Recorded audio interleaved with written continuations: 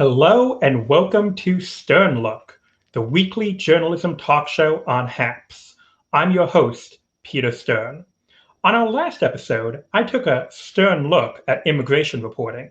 Tonight, we'll be diving even deeper into that topic, talking to four journalists who have extensively covered both the minutiae of U.S. federal immigration policy and the relationship between immigration policy and ethno-nationalism. We'll first hear from Gabby Del Val and Philippe de la Hoz, who write Borderlines, an email newsletter about immigration policy.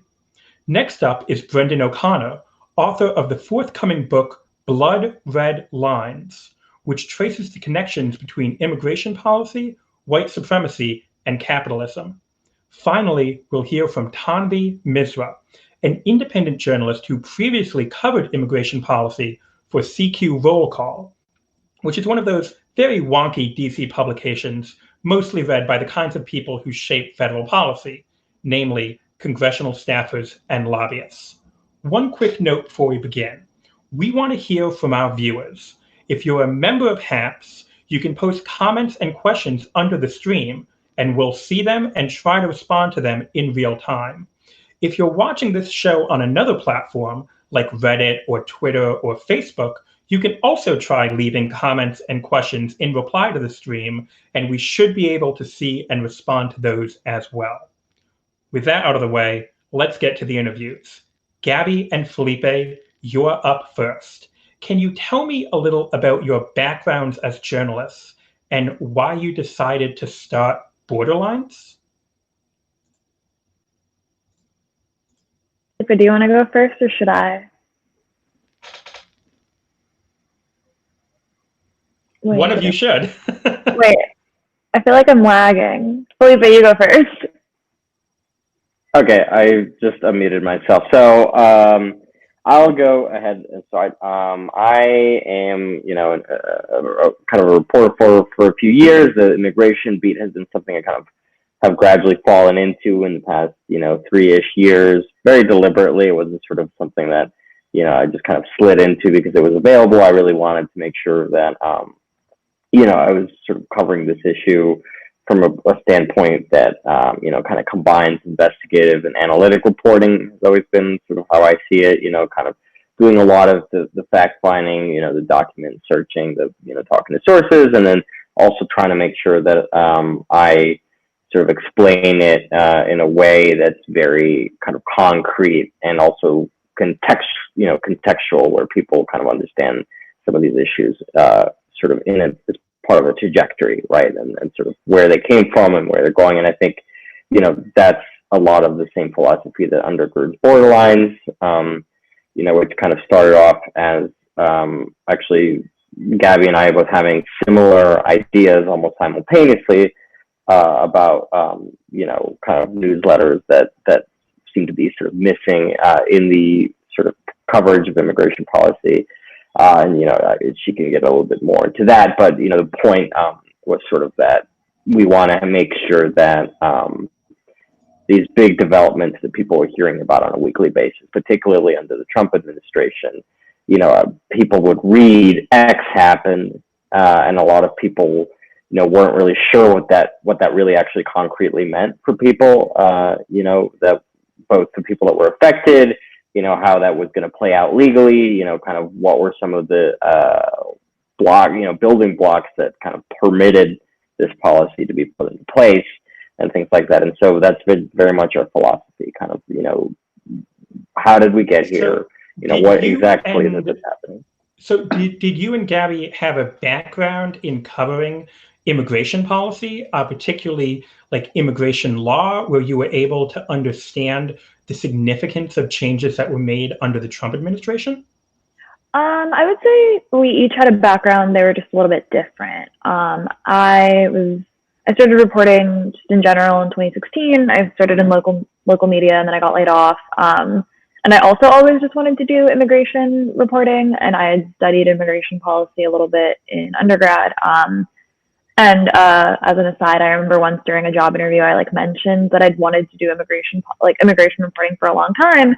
And the person who was interviewing me was like, "You're really lucky that you just graduated college and are doing this now, because if you had graduated under the Obama administration, literally nobody would care. Like, nobody cared about immigration reporting then, except for like the people who were working for advocacy groups or policy. And like, that's definitely like an overstatement, but like, I guess in terms of the general public, people didn't really super care. But yeah, we each had different backgrounds in it. But at the same time, it's like, there's so much that it's like every time we're doing the newsletter, we kind of we have to do a ton of research, and we have to make sure that we like know everything. But at this point, I would say we have a pretty good understanding of it. And at the time when we both started it, we were both immigration beat reporters too. So it wasn't just like it came out of nowhere.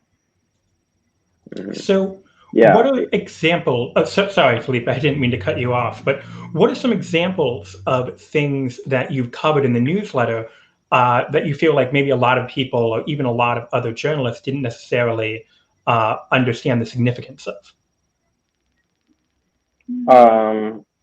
I would say one thing that we go back to a lot, you know, and you know, it's true what Gabby's saying about it. You know, it kind of very much builds on itself. You know, we actually end up referring back to older editions of Borderlines pretty continuously when we're putting together our weekly dispatches, because, you know, there's actually at this point like hardly anything we have never touched, and so we almost are referring back to our own work because it's so much, it's hard to keep in your mind all at once. But one thing, you know, we have touched on a lot, for example, that, you know, I think most people don't understand the significance of, is sort of the whole immigration court system. You know, I think, you know, even a lot of journalists, for example, that don't cover immigration, don't necessarily understand that, you know, it's not part of the federal judiciary. You know, it's sort of an agency that exists under the Department of Justice, and sort of the immigration judges are appointed by the executive branch, and the attorney general can overrule them, and sort of there's all this stuff that, you know, I've even talked to other journalists about, and they are like wide-mouthed agape that this is how it works. And so that's like one example, I think, where we've really tried to have a trajectory of kind of clarifying both how that whole system kind of ended up being the way it is, but also all the kind of small and large changes that have been happening under the current administration. Yeah, and I would also add that, like, in the immigration beat, and like with people who follow it really closely because of their job or advocacy work or whatever, there's a ton of understanding of it, but I think so little of that leaves kind of that circle of people. Like, there are maybe like 3 big immigration things that like your average person who like pays attention to the news would know about necessarily. And we, like, part of our goal is to like go beyond like the few big attention grabby headlining things and kind of explain how the entire system functions and how all of these things are kind of interrelated.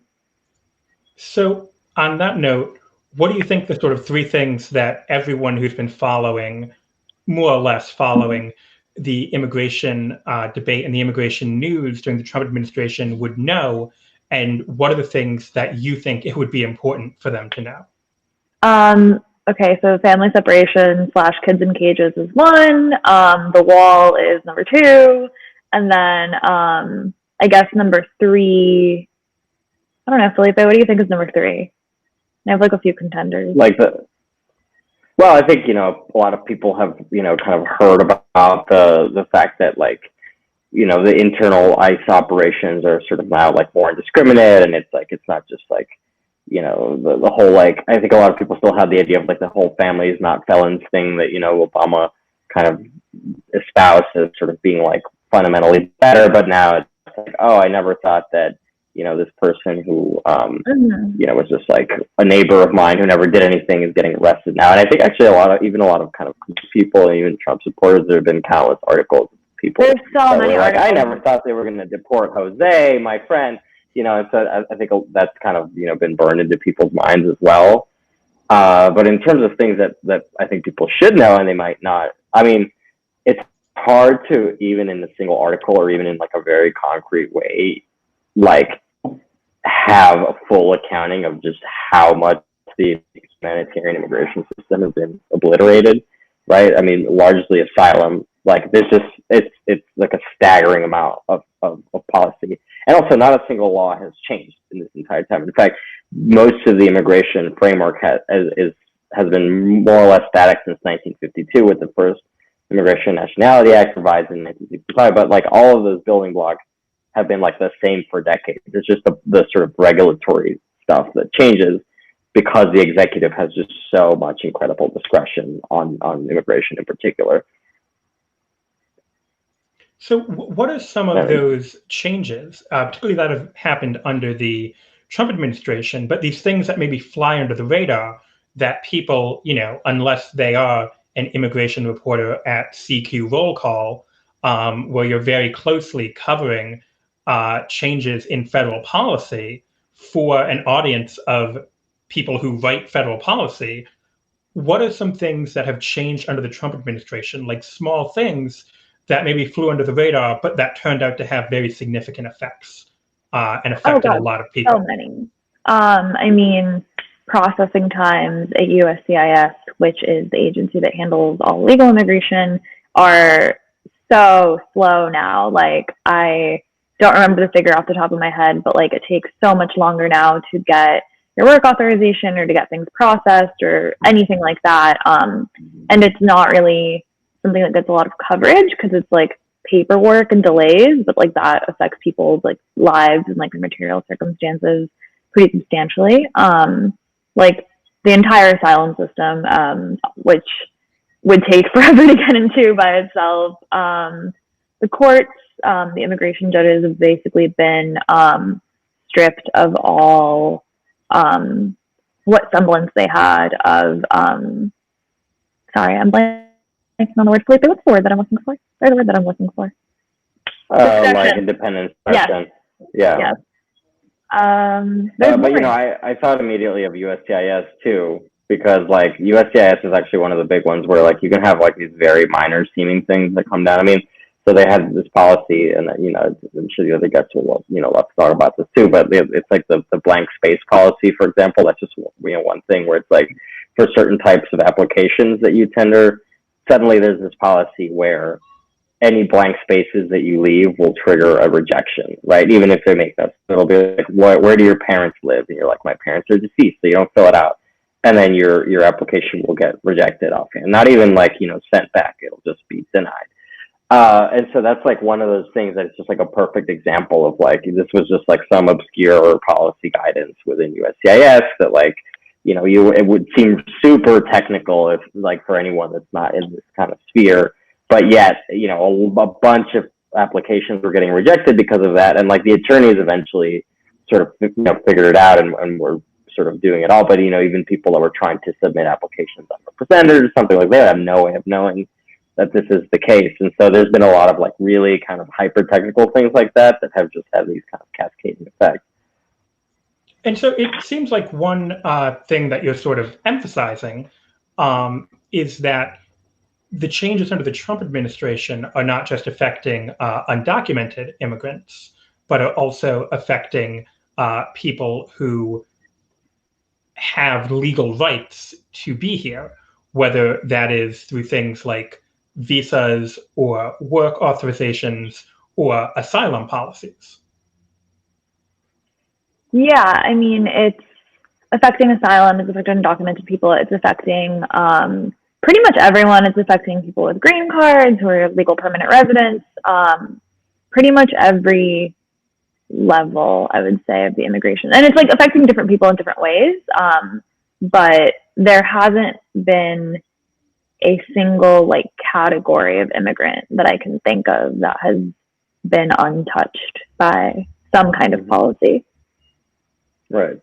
Well, the whole public charge fiasco, I mean, that whole thing was like one thing where, for example, it could definitionally only really impact people that were sort of, applying for, some kind of immigration benefit through the legal channels or something. And it's like, you look at a policy like that, you have, a bureaucrat making an unreviewable decision about whether you will at some point use, public benefits.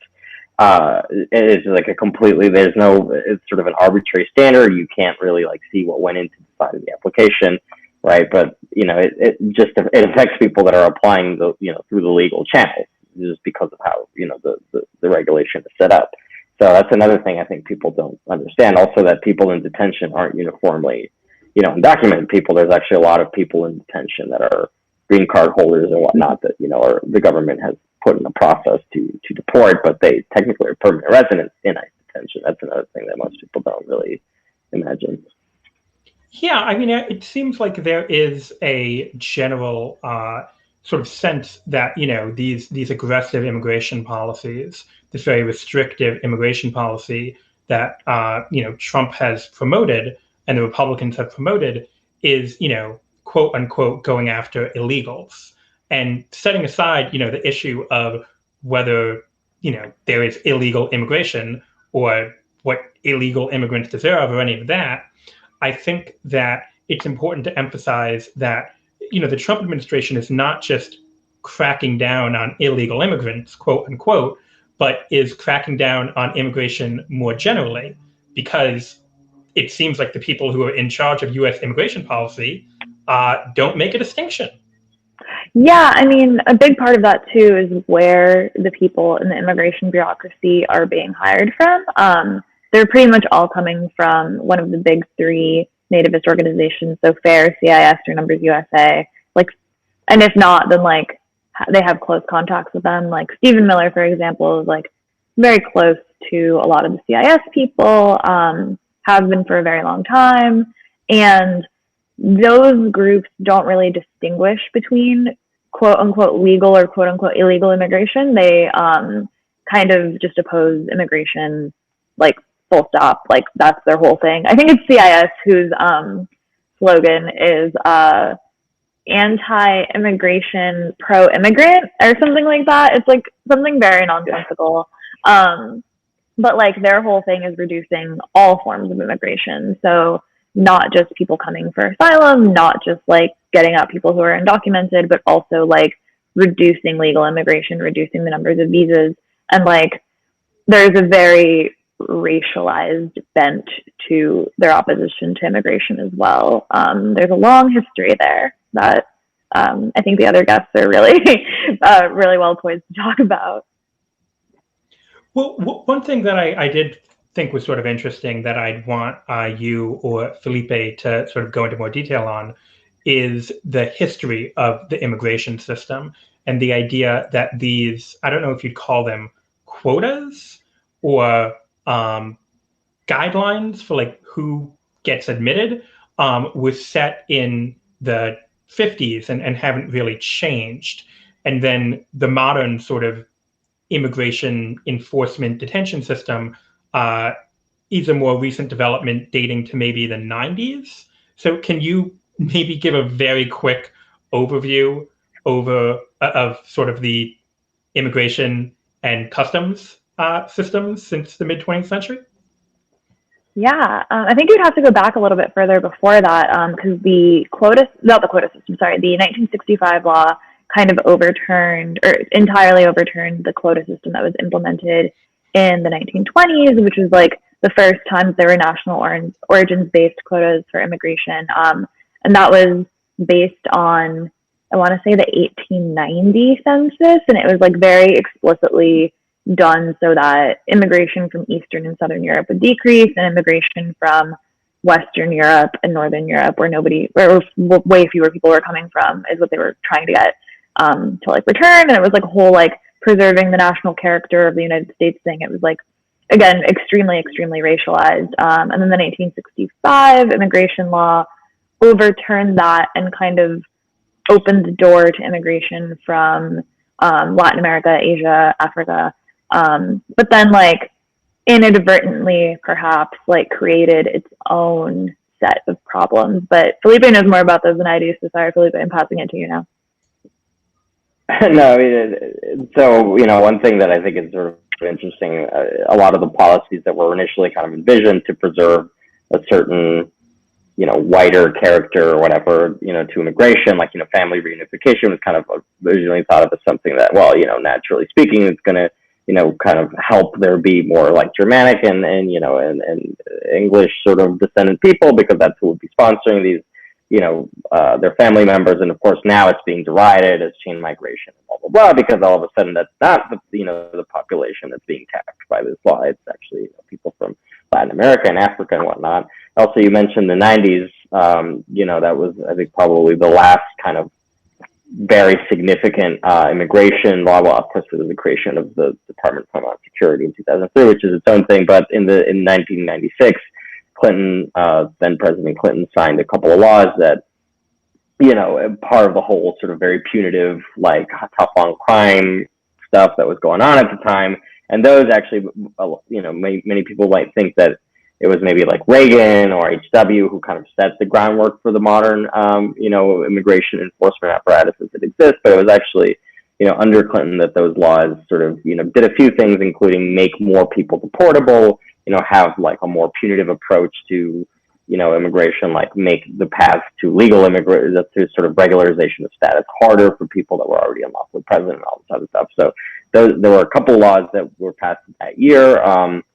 And that kind of really, set the stage for where we are now, in terms of, how draconian the system can really get, when pushed to its limits.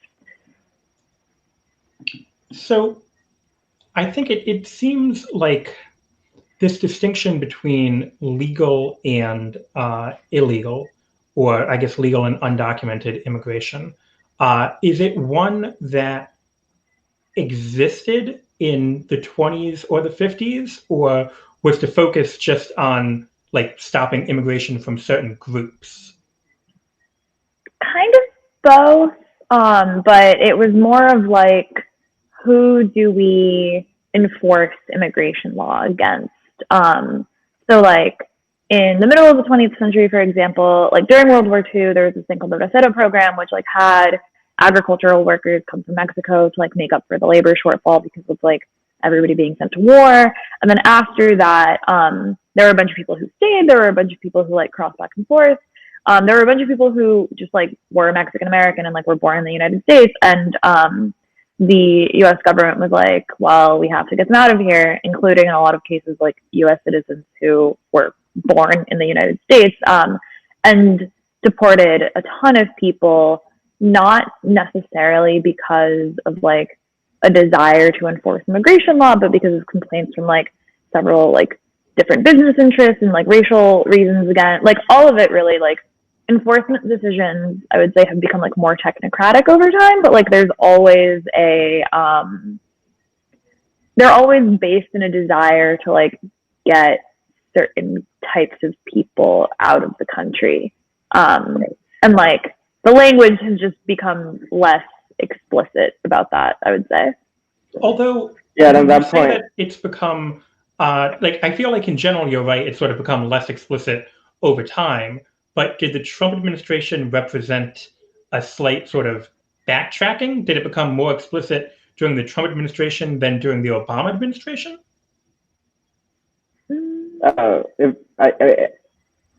I would say, like, to sort of connect, these thoughts, the kind of the notion that there would be like a large standing undocumented population is sort of a relatively recent. I mean, even recent, like in '86 was sort of the last large sort of amnesty program under Reagan, and it's sort of like, I think a lot of people sort of expected there to be these sort of cyclical things. I mean, I wrote recently about the registry provision in the law. It's basically elite now, but it was enacted originally in the 20s to say that after a certain period of time, if you were just sort of present in the U.S., if you had been present since a certain year, you could just go and get a green card. Because even then, in that ambiance of nativism, that was that part of the sort of that kind of early 20th century thing. Even then, it was sort of understood that it just like wasn't really in anyone's interest for there to just be like undocumented people that would just live for decades in the country and like never have the chance to regularize.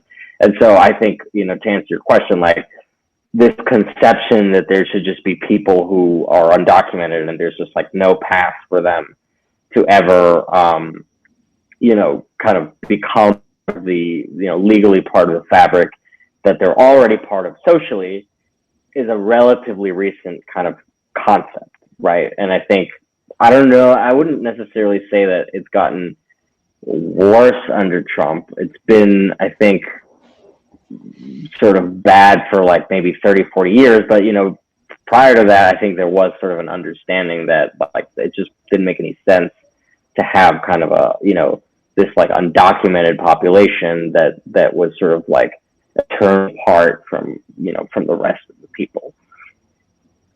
I would say like post Dream Act failure, things have been pretty steady since then. But I think they've gotten, I don't know, a little bit worse, let's say, in terms of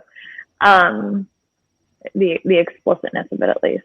Not necessarily the, yeah, I don't know. I always go back and forth on like how much like it's egregious, but it's egregious in a way that is fully allowed within, in some cases, fully allowed within like the structures of the law. Sometimes it's not allowed, but usually the policies that they try to implement are illegal, not because they're not actually allowed to implement them, but because like they've tried to do it in the quickest and sloppiest way possible. So like so many of the reasons why Trump wasn't able to do like everything he wanted was literally just because like they were sloppy about it, and not necessarily because they don't have the legal authority to do so. All right. Well, I'm very interested in talking to you both about what we can expect under the Biden administration. Because if we just go back to the Obama era immigration sort of legal regime, would that actually be much of an improvement? But before that, I do need to move to Brendan. Now, Brendan, you have written a book about the connection between immigration policy and ethno-nationalism and the economy. And it is this book right here. I've got to promote my guest book, Blood Red Lines by Brendan O'Connor. This goes on sale next month. Is that correct? That is correct. January 19th, day before the inauguration. Okay. And can you tell me a little about why you decided to start working on this book, how long it took to research and write, and what sort of the central thesis is? Sure. I can try. I have been working on this book. It's pretty much 2 years. And I came to this subject and this material. I guess I mentioned this to you in our DM. I don't really, if I were to call myself an immigration reporter, I would feel like I was stealing valor. Like, I'm not really an immigration reporter. I kind of came to immigration through writing about other things, namely the far right and dark money and the donor class within and proximate to the Republican Party. And I discovered that one of the things that unites a lot of these different factions is in some cases they're united on immigration, in some cases they're actually contesting from different positions on immigration, but they're all obsessed with it. Needless to say, and in your conversation just now with Gabby and Felipe, you talked about the Center for Immigration Studies and Federation for American Immigration Reform and Numbers USA and some of these other organizations that are pretty central to my book. The history of these organizations, where the money comes from, the backgrounds of their founders and key players in bringing these organizations and this network into existence, which has been stalking the periphery of the Republican Party since the early 80s, and with the Trump 2016 campaign and administration have found themselves wielding the levers of power in a way that they hadn't before.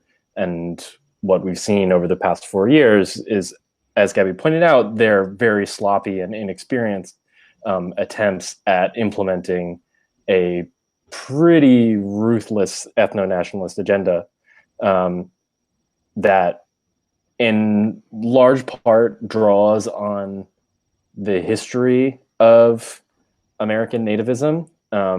They're not necessarily, introducing something entirely new to American politics, and as was also pointed out, what they were able to accomplish was within the legal or semi-legal parameters of the existing immigration apparatus. But as I think Felipe said, they really pushed it to its limit.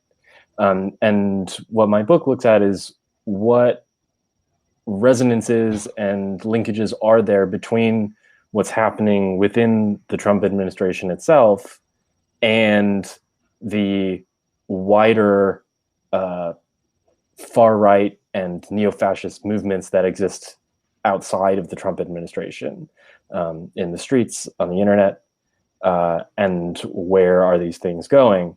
Where is the tide kind of taking them, irrespective of what happens with Trump himself? Do you think it's fair to say that most of the, I guess, concern with stopping immigration that we've seen from the Trump administration is fundamentally about ethno-nationalism, as opposed to a, I guess, general concern for like only allowing legal immigration?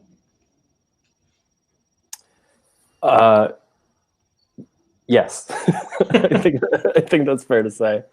I think that the project of regulating and managing the flows of immigrants across the United States borders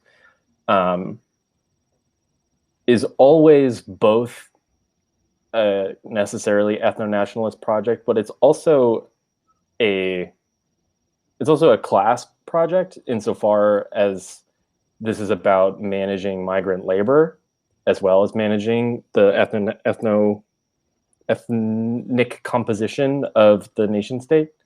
Well, and that kind of goes to what Felipe was talking about, this idea of having a permanent underclass of people who have fewer legal rights.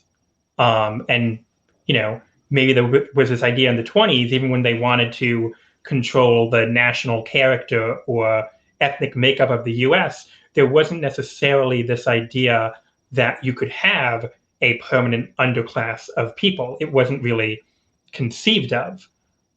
Whereas now there seems to be this, immigration policy almost maintains this permanent underclass of migrant workers. Yeah, I mean, I think there are a few major shifts that happen subsequent to the legislative reforms of the mid-60s that were not centrally about immigration, but had pretty drastic consequences for immigration, namely the global economic restructuring of the 70s and 80s that completely changed where the capitalist class needed workers to be, where production was happening, what kinds of wages they could get for doing what kinds of things in different places. And this coincides with the increasing, at first slowly and then quickly, militarization of the border, which then kind of redounds to cutting off circular motion. I mean, before the border is militarized, you had people that were able to move back and forth across the U.S.-Mexico border, following seasonal labor needs. And once the cost of doing so becomes too high, the risk of doing so becomes too high, then you end up creating a permanent, as Felipe said, a permanent underclass of like resident undocumented workers that are not able to return home. And this is I don't know if it's an inevitable consequence of the neoliberal restructuring, but it happened, and we're living with the effects of it. And many millions of people are living with the effects of it. Yeah, I mean, I think that's, a good sort of economic analysis, kind of a Marxist analysis of the problem, and I think it's generally correct. But I mean, how do you? Is there any way to talk about the sort of ties between um, white supremacy, capitalism, and immigration policy to people who, I mean, are not anti-capitalist? Like, I think there are a lot of people who don't necessarily uh, agree with or feel comfortable with those kinds of class-based explanations for things. There are probably a lot of people who believe that they are opposed to illegal immigration and don't necessarily want an underclass of, a permanent underclass of undocumented migrant laborers. But they also don't want unrestricted immigration into the US because it just seems unfeasible, or that the US has a right to control its borders. And I guess my question is sort of what would you say to people who are sort of like Obama administration-esque liberals who like believe in border security, and like, are in favor of DACA and the Dreamers and like the idea of immigration, but also believe that it is legitimate to go after undocumented immigrants? Well, what would I say to them? Sure. I would say, get with the program. I don't know. I would say that that is squarely within a patriotic liberal tradition of defending the right of the sovereign nation state to maintain its what goes on within and at its borders, but also that is what got us to where we are. And if you are uncomfortable with what the Trump administration's policies revealed to you about the treatment of migrants in this country, then it is necessary to take a very close look at what brought us to this point and the history that brought us to this point. And if you are not willing to consider all of the dynamics that are at play, then you are never going to be able to make sense of the past 4 years or what's coming. So do you think that an immigration policy that calls for a militarized border and aggressive enforcement against undocumented immigrants sort of necessarily or inevitably leads to this sort of ethno-nationalist, borderline fascist regime of the Trump administration? I think that they're mutually constitutive. Yes, I mean, I think that it's not just the immigration policy, but it is the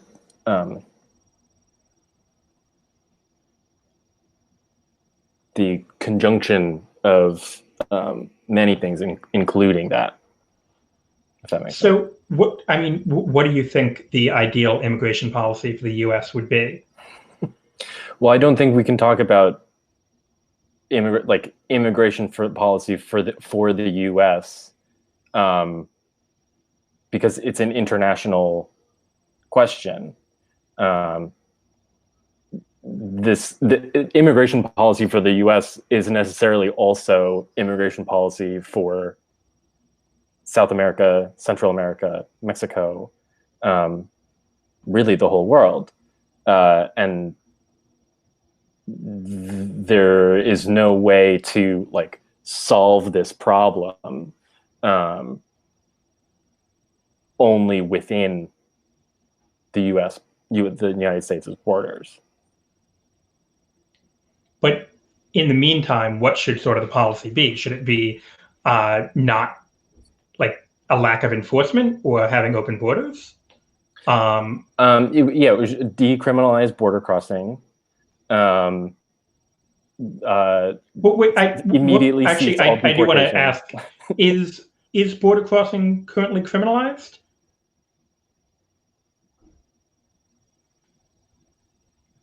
Repeat that question. Is border crossing currently criminalized?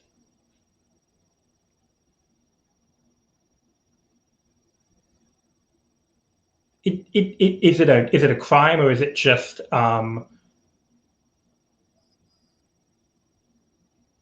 like Let me a put it. Let me put it to yeah? you. Let me put it to you this way: if someone is apprehended crossing the U.S.-Mexico border, they should have the right to stay in the United States.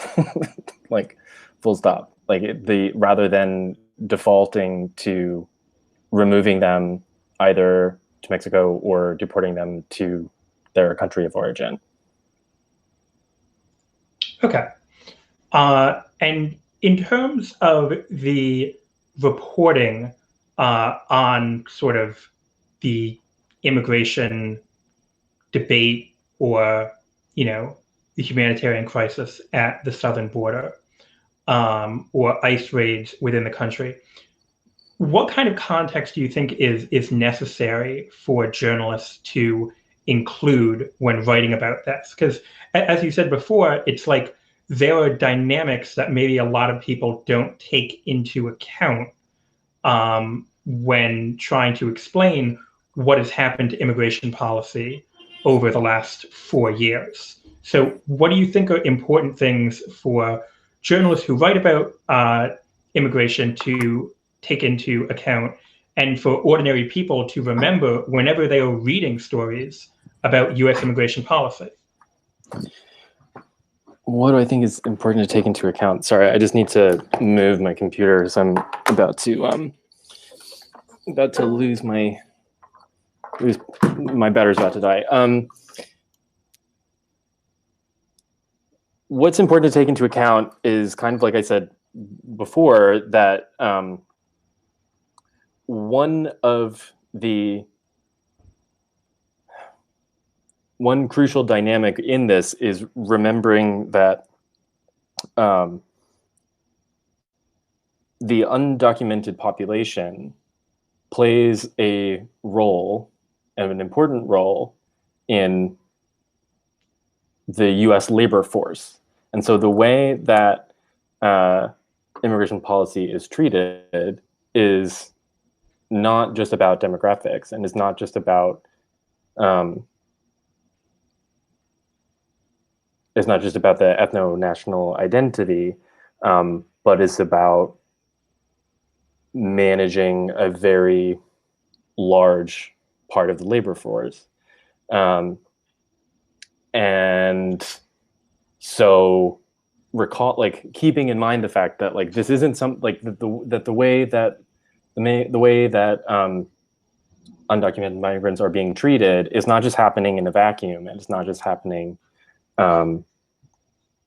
is not happening in isolation, but is part of a larger economic story. And I don't know. I mean, to me, that seems like the most important thing that often gets lost, or it's hard to like keep in frame. I would have to think about it a little bit more. Okay. Well, hopefully we'll be able to have, a larger panel discussion at the end of the show. If you're available, we can talk more about these issues. For now, thank you, Brendan. I want to go to Tanvi. Now, Tanvi, you are currently an independent journalist, but until recently, you were an immigration correspondent for CQ Roll Call, right? Correct.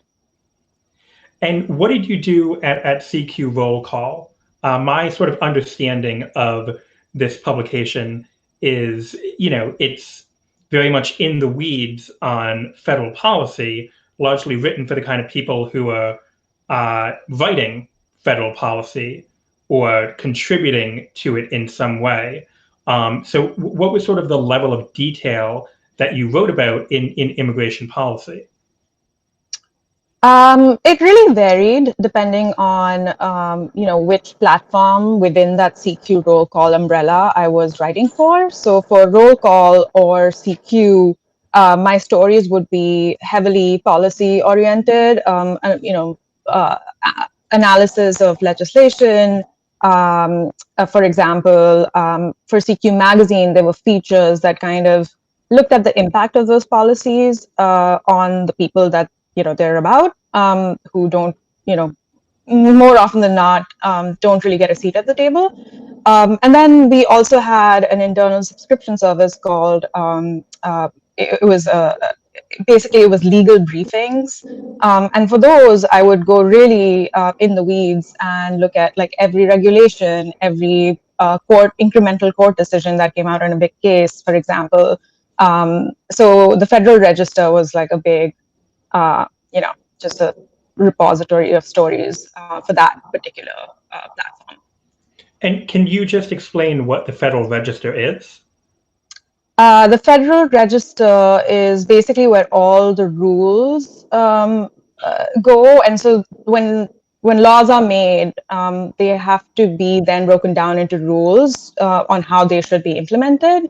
And so those rules go into the Federal Register when they are proposed, and then they go through a whole process, and then they're sort of implemented. And so they're quite dense and really kind of obscure sometimes. It's not. They're not, let's just say they don't make for fun reading, but they're really important. And they're one of the big ways that, as Felipe mentioned earlier, this administration has made some very sweeping changes to immigration policy. Okay. And what were some of those specific policies that you wrote about, especially like that you saw these changes were in the Federal Register, or were being, there were changes in the way that certain regulations were interpreted, or the guidance on how to implement them changed? These kinds of things that, as we said with Felipe and Gabby, really generally go under the radar unless you are an immigration lawyer, in which case they are very, very important to know. So can you give me some examples of stories you wrote about those kinds of issues? Yeah, absolutely. A story that I followed was sort of, the biggest topic is something that Gabby and Felipe have already mentioned, which is the immigration court system. Now, this is it's a really, it's kind of a difficult, it's not a super sexy story, but it's very important. And the way that the immigration court system is structured is that there is, the immigration courts and the immigration judges. And then above that is a body called the Board of Immigration Appeals, which is basically kind of the, you can kind of think of it as the appeals, like the appellate body of the immigration court system. And a lot of, I did a number of pieces looking at the way that this was restructured after a rule was issued, basically conflating the roles of what were supposed to be independent adjudicators with the political appointees that are obviously, beholden to this administration, who were overseeing this entire body. So the reason that was it was a difficult story to do because of the reasons that Gabby and Felipe have already mentioned, which is that it's really dense, right? It's a lot of like agencies, obscure like synonyms, rules that kind of get boring if you're not intimately aware of this body and its function and its role. But it's really important because these are they issue precedent-setting decisions that mold and redirect the way that, for example, asylum eligibility will look like in the future. So, so they're very important. They make a huge impact on not just the people, but a lot of people's lives, particularly people who you never really hear from, who are these asylum seekers. They're always central to some of these court cases, and the rules kind of get made around them, and yet you never hear their names, right? So yeah, these are hugely consequential bodies and hugely consequential rules. It's just it's hard to kind of do those stories because they're just not super accessible always. But it seems like the general, idea and importance of it is that you have this parallel legal system Right. for immigrants. Like when it's determined whether or not they are detained or deported, they go through these immigration courts. And the immigration courts have a similar structure in some ways to like state or federal courts, in that you have, individual courts, and then you have an appellate system that reviews those decisions, and then the lower courts have to follow the precedent set by the appellate court, in the same way that federal district courts need to follow the precedents that are set by ultimately the Supreme Court. But this Board of Immigration Appeals and the immigration court system more broadly is not actually independent of the Department of Justice, the way that the Correct. state and federal court systems are. I think that's something that Gabby and Felipe mentioned. So when they're setting these precedents and ruling in ways that then bind the lower courts, that is ultimately being done at the behest of political appointees, people who are part of the Trump administration in the Department of Justice? A lot of my reporting showed that they had an escalating role to play in the day-to-day. And a lot of the judges have talked about this as well. Their autonomy has really been stripped under this administration in a number of ways. But a lot of the stories, a series of stories that I'd done, had shown how really obscure and opaque rule changes had allowed the DOJ appointees to essentially hire first extend or expand the body of the appellate body, right, the Board of Immigration Appeals, and then to hire very quickly people on it that would essentially align with its agenda. So a lot of my reporting did show that, and this again kind of goes back to structural issues, right, that have predated this administration, which is that this court system that decides the life and death cases exists under a law enforcement agency that has vested interest in the outcome of those cases. It's just that under this administration, that's been taken to an unprecedented degree. But that structural flaw existed before. So it seems like maybe it would be I don't know if this is a too simplistic a metaphor, but it seems almost like Trump appointees in the DOJ are almost able to like appoint people to the Supreme Court of immigration courts that can then determine things like which asylum rules apply. So they can appoint as many people as they want to this court, and then they can outvote the other judges and decide,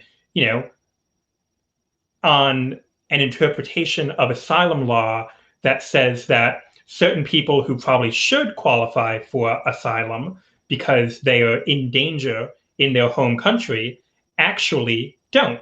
And they can sort of change the law and the interpretation of the law in that way, in a way that has, profound effects on lots of people. But because it's it's technically legal because they're the ones interpreting the law, it maybe flies under the radar. Yeah, so not only can they do that, but they can also refer the cases to themselves and decide the outcome themselves. So that's another rule change that was made that took this kind of, in a in a very it just took it to a territory that the court system hasn't been in before. But I think it also kind of ties back into what we were discussing earlier about the what sort of legal and illegal means, right? So I mean, you can see here in this system how the laws are being made or shaped has very much to do with the institutions running or making those laws, right? So laws aren't these cut and dried things that have existed and will always exist. They are made by the human beings that stack those institutions, and so therefore they're sort of fungible, right? And they're sort of shaped by the politics and other sort of as Brendan mentioned, other dynamics that inform that system. And I think you can really clearly see that in this case. So I know that Gabby and Felipe need to leave relatively soon. So I just want to sort of open it up and do more of a panel type discussion with all four of you. So there we go. Everyone should be there now. And one thing that I do want to kind of ask all of you is we've talked a lot about how the immigration system has changed, or maybe not changed that much under the Trump administration compared to previous administrations, particularly the Obama administration. Now that we are most likely going to have a new president in office next year who has different opinions on immigration from the current president, how do you think that things will or will not change under a Biden administration?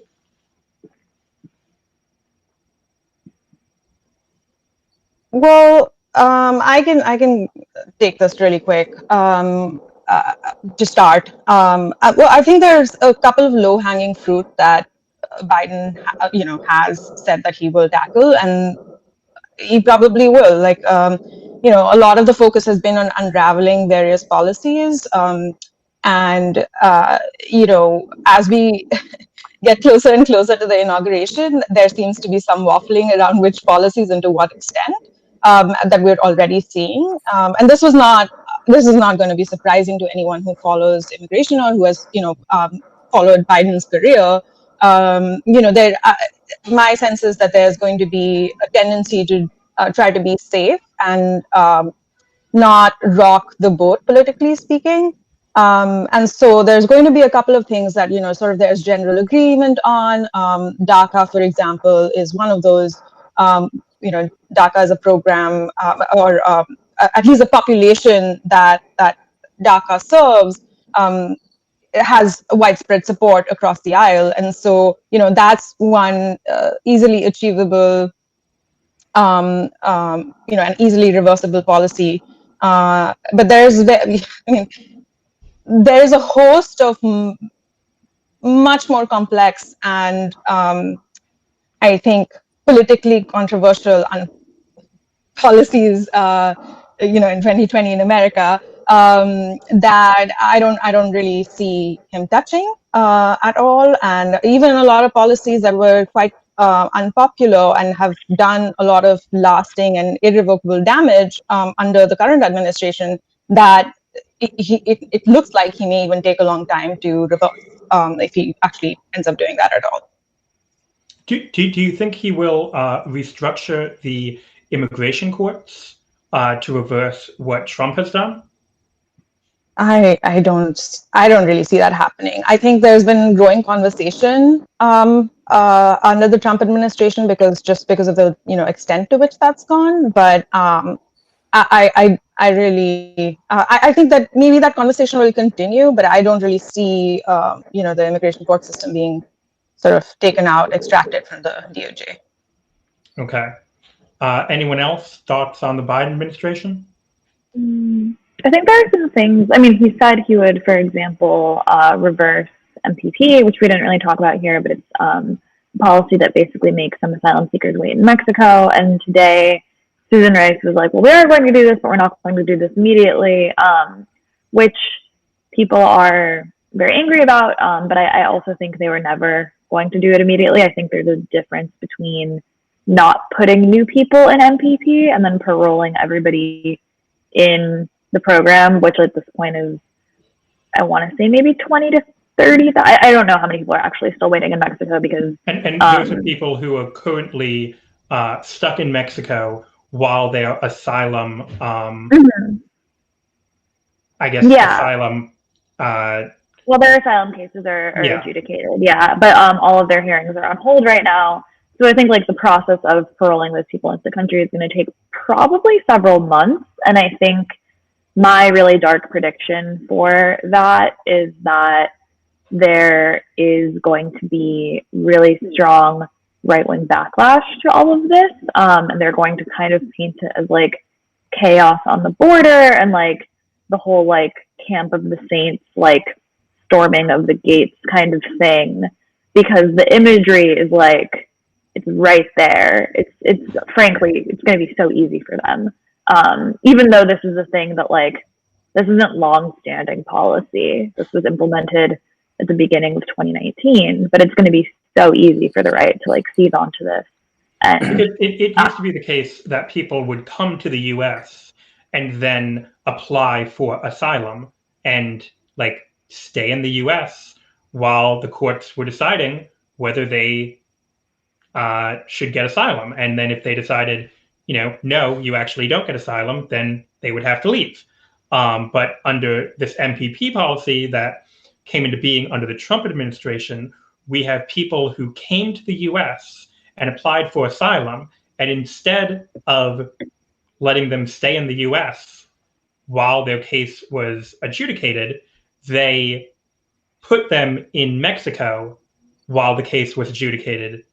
Like, it's not like they were from Mexico. No, right. They can't put people who are from Mexico in it because that would be violating like domestic and international asylum law. But they sometimes have accidentally or like not even like sloppily, I guess, as in the case of everything, put like there have been a few examples of Mexican nationals mistakenly being put in MPP. They're just like using Mexico as like a temporary holding cell. Basically, yeah, it's really like legally strange because people on the MPP docket are considered detained for administrative purposes, but aren't technically in detention, but like they can't leave where they are, so like it's not like they necessarily have freedom of movement. But anyway, yeah, my prediction is basically like whatever the Biden administration tries to do, even if it's literally just reversing the last couple of years of policies, there's going to be massive right-wing backlash, framing it as open borders when it's not. It's literally just like undoing the last couple of years. I think also, I think Gabby's dystopian prediction is quite astute, and I think that another factor in that is that then that is going to incentivize the don't need to be incentivized. Like, I think a major change that we will see under the Biden administration is a return to the Obama era attempts to kind of like do these things in secret, like to deal with migrants and asylum seekers and people apprehended at the border and people being deported, for it to be hidden away. Like what the Trump administration introduced that was new is turning this into like a spectacle for the media, for the Trump base, and frankly for liberals. And I think the Biden administration is going to try very hard to keep all of this out of sight. Both because that is the way that they just want to do it under the best of circumstances, but also because of what Gabby is pointing to, which is that any kind of hint of leniency or humanitarian effort is going to be treated as Maoist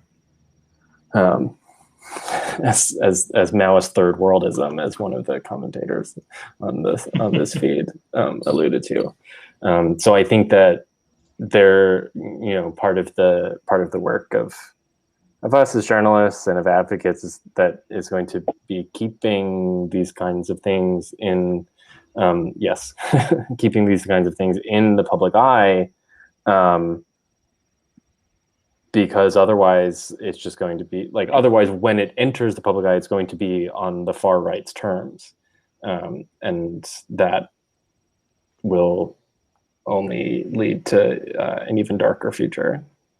So would you say it's important for journalists both not to ignore immigration policy under the Biden administration, to act like now that Trump's gone, it's better, but also to make sure not to overstate the changes that are made?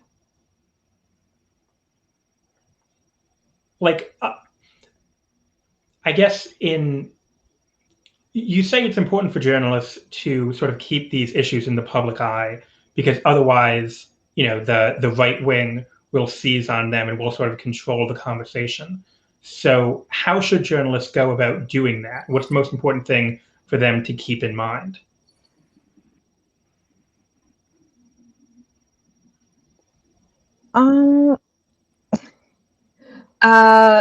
Well, I think that I think with any new administration, right? I think it's a challenge to kind of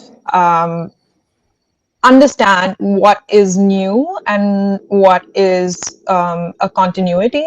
And I think that will remain a challenge with this administration. I think I agree that there's going to be, because this seems to be the sort of MO of the Democratic Party is to sort of be very hush hush about any immigration thing. They hardly talk about it. It's like a taboo topic. So I do see that. I just feel like, I don't necessarily see my role as being someone that is responding to the right wing taking control. Although I don't disagree with that, I don't think that I see my role as responding to doing my journalism as a response to right wing talking points. I see it as documenting what is happening, and I think immigration reporters have done that before. They did it under Obama, and I think we'll continue to do that. I don't know. I don't think it's question, but there's sort of this. Journalists need to make sure not to sort of exaggerate what the Biden administration does, because as Gabby said, if you write that the Biden administration is, going to allow 30,000 people in Mexico to come into the country. Now, putting aside whether or not that is actually a bad thing, it would be misleading because I think writing it that way makes it sound like these are Mexican nationals who Biden has just decided to allow into the US, as opposed to people who have applied for asylum and the Trump administration has put in Mexico while their cases are being heard. So I think that's something that's, important for journalists to keep in mind. But one thing that I did want to highlight, we have a question from Howard, and I think this is a good sort of example of how a lot of people think about the immigration issue, particularly people who are maybe not on the far right. Should the US have legal immigration from any country or be quote unquote strategic, like skilled labor versus non-skilled labor?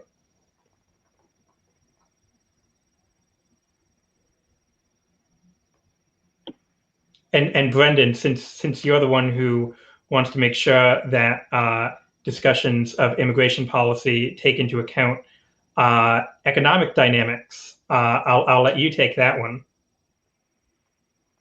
But first, actually, before you start, I will say goodbye to Felipe. I know you have to get going. Gabby, do you have to leave as well? I do, yeah. I have a thing at 7:30. Sorry. All right. Well, thank you guys so much for coming on. Everyone, remember you can read their Borderlines newsletter at borderlines.substack.com. Thank you, Gabby and Felipe. Thank and you. now, Brendan, you can go ahead. Yeah, I mean, this question is actually a really good example of how the issues of race and nationality and ethnic identity on the one hand, and labor and political economy on the other are really inextricably linked, because when we're talking about, okay, like maybe we should be making a distinction between skilled labor and unskilled labor. Well, what is it that puts someone in a position to be identifiable as a skilled worker? What is their economic background? What is their racial background? What is their family upbringing like, to be in a position where they've attained a level of professional training where they can be distinguished from other kinds of workers? Then necessarily we are just making racialized distinctions that are just hidden behind other kinds of categories, but they're still there. And so, if you're asking me personally, should this distinction be made? I mean, no. Also because the distinction between skilled and unskilled labor, I think, that's a false dichotomy to begin with.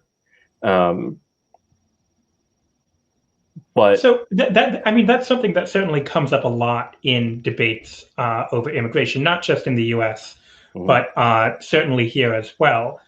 This idea of sort of unskilled versus skilled labor, work visas, H-1B visas.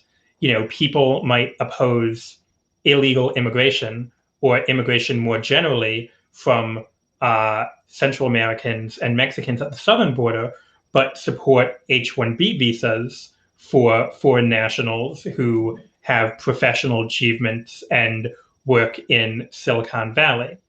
So I think that it's definitely important to, as you said, like unpack these dichotomies and these distinctions. And, as a journalist covering these issues, do you think it's important that when you're writing about them, you unpack those dichotomies, as opposed to just saying like, well, Democrats have indicated that they support skilled immigration, but not unskilled immigration? I do think that's important.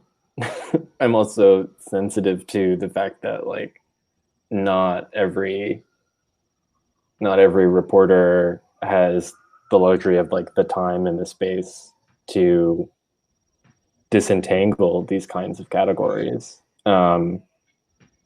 which is like a bigger problem, where you just have to take it as a given that, well, we all know what we mean by skilled labor. We all know what we mean by unskilled labor. Like, well, like, I mean, what is actually the common sense that is underlying that? It's not just common sense. I mean, it's policy. But I also, I don't think that I can sit here and say like, yes, like we should reject these dichotomies and these binaries. But like, not every editor is gonna let you do that. Right. And if you're on a deadline, like you're not always going to be able to do that. So I don't really have a good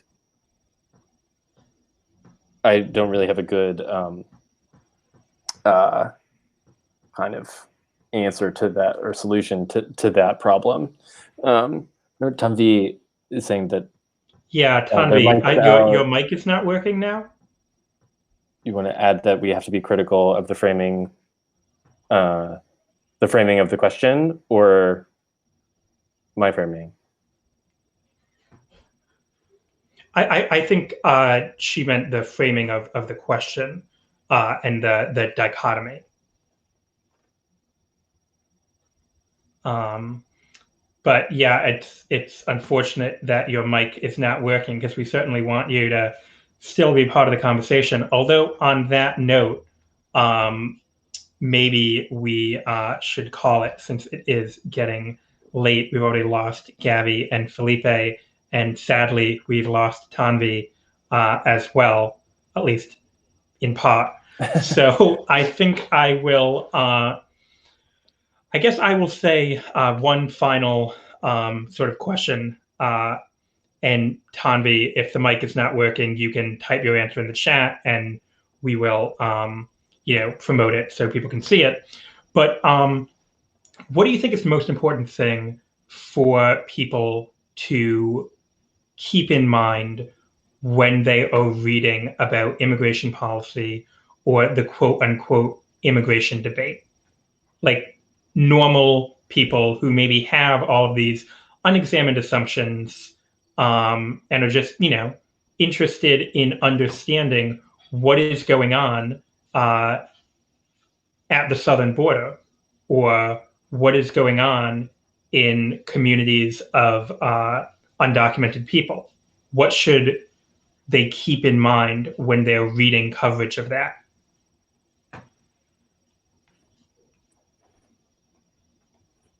Tommy, are you going to write your answer in the chat? And okay, all right. So I'll try and be brief while you do that. I think for me, the most important thing for a layperson to keep in mind is that when you hear about the so-called border crisis or the so-called crisis of immigration, what we are really talking about is a kind of wider historical and political crisis that has many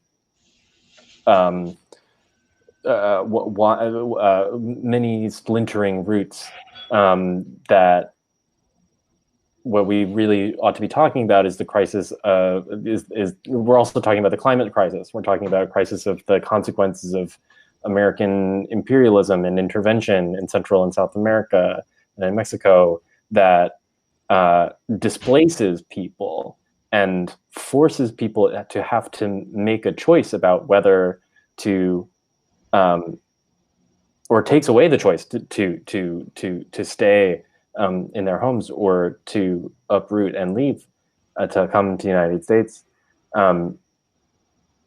For economic reasons, for political reasons, for the reasons that have to do with like I said before, the climate crisis. And so, the questions that arise from